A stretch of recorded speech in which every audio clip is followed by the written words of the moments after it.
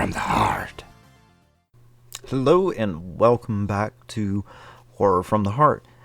Now that we got the first 10 episodes down of pretty much everything that I've been wanting to say as far as like what this podcast is going to be about and the things that I wanted to cover in this podcast, the very first thing I really wanted to kind of cover, and it's only because of the fact that they recently had a release for this thing, was Resident Evil and how Resident Evil is. Now, Resident Evil has kind of spread itself out, and it's covered like pretty much almost every little aspect when you come to the horror area of life, basically.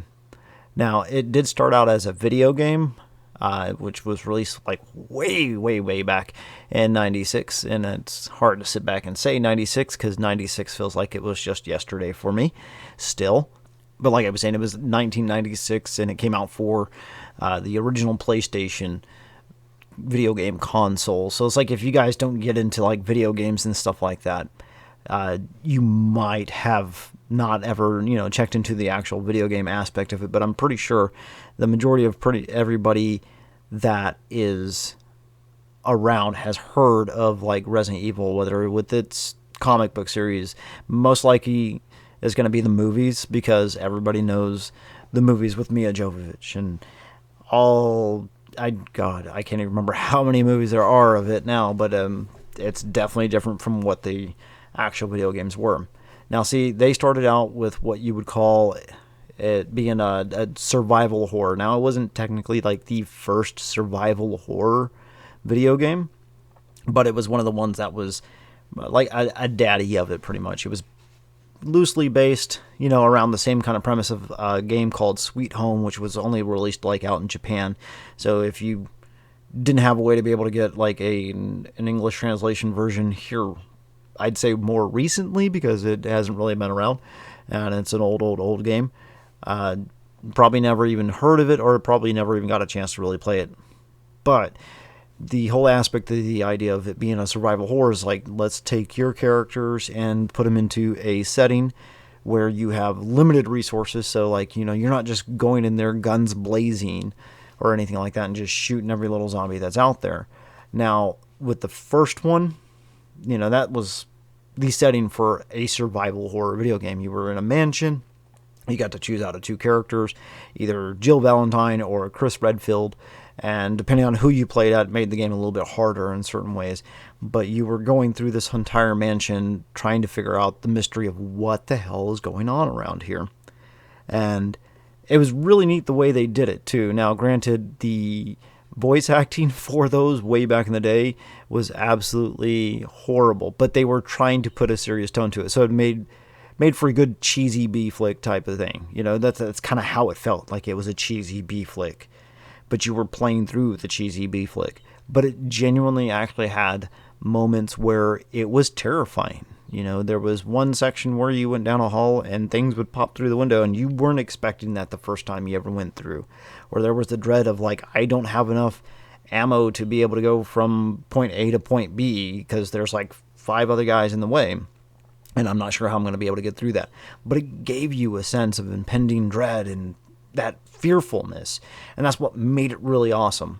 But then the series progressed, so we went from the very first Resident Evil on the PlayStation to Resident Evil 2 on the PlayStation to Resident Evil 3, and then we jumped into Resident Evil 4. And with Resident Evil 4, that's when it began to really kind of explode and become more popular than what it really was at the time, basically. Like, it was popular, but it wasn't like popular, because when 4 came out, it changed the way you played. So instead of it feeling more of a survival horror, which I know people will argue with me on this one, they'll sit back and say that it was still like the greatest one ever.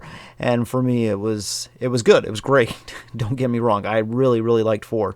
But it changed it to where it didn't feel so much of a survival horror. I didn't feel that impending doom or feel super scared about going from point A to point B and what the hell was going to come around the corner type of thing, because of the way it played. And there was a lot more resources to it. It became more action heavy, so it became less of survival horror and more of like an action horror type of video game. And from there you went into 5, and it was more action horror, and the story changes drastically when you get to 4 as well. So it's like it originally started with like a T virus and the G virus and Umbrella, and then when you get to 4 it was still Umbrella and everything like that, but it was Los Plagos, and it was like a variant of a Parasite in a way. And then you get to 5 and it was oh god, I can't even remember what the name of the frickin' thing was in there, but it was, again, it was changed, and it was definitely a lot more cheesy in certain aspects, because you had a boulder punching asshole in there, and if you've played through Resident Evil 8, you'll get what I mean, or even if you've played 5, you'll get what I mean.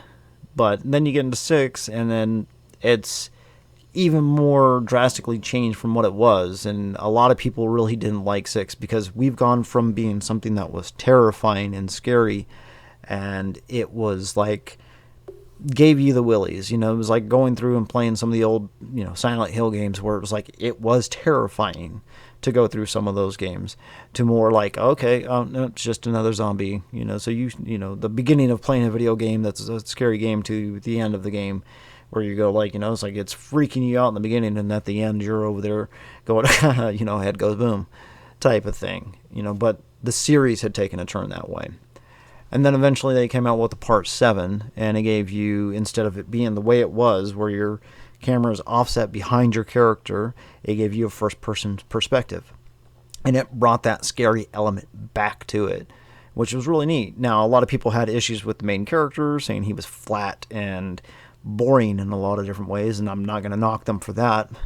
But at the same time, the story was really good, and it still wasn't the original way it was in the beginning with the G virus and the T virus and stuff like that. It was a mold, basically. And then you get into 8, the most recently released one, and I'm not going to spoil anything when it comes to that, because hell, that thing only came out just a little bit ago, but I got to play through that one, and I really, really frickin' enjoyed that one because it changed it up again. So, like, you had your action-y moments, but you had those other moments where it was absolutely downright freaky. There's one specific section that you go through, and I was sitting here in the dark playing that thing and just going like, what the fuck, what the fuck, what the fuck? Because it was just that damn creepy, which was great, though.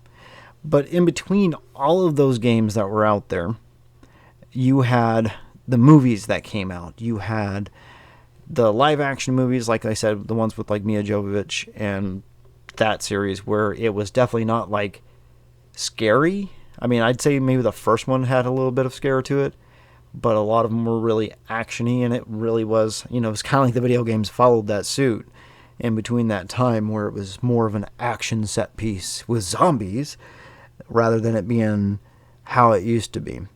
But then you also had a couple of CG movies that were out there as well. I don't know if you consider it anime or not. I think some people try to consider it anime, but it's computer generated, characters and things like that. And those ones were pretty good too. Those actually followed more towards the video games and the characters that were in the video games than the movies did, because the movies, like, you got spatterings of video game stuff from there, but the majority of that was straight out just original content that they did, and they made it into an action set piece. And I'm not going to knock it, because they are kind of fun to watch, honestly, especially if you can get into cheesy B-flick type of stuff, or get into stupid movies, basically. But that's pretty much how they felt. They felt like stupid movies that were just fun to watch. Now, there was also comic books, which I never got a chance to actually check into any of the comic books. I really wish I could have, because from the stuff that I've seen, there's actually some really good story elements behind that you don't get from playing any of the games, and you don't get from, checking into any of the movies or anything like that. That's extra stuff. Now, I mentioned the main series when it comes to the video games. Going back to the video game stuff, I pretty much mentioned just the main games, but there was a lot more different video games that they had out there that were actually pretty good. I still remember they had one of the first times of trying to do like an online multiplayer type of game that, really wasn't as popular back in the day when it came out.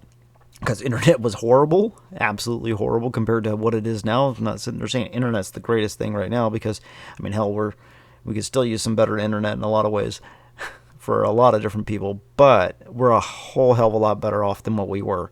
I'm talking about like 56K, modem with the freaking screaming robot sounds.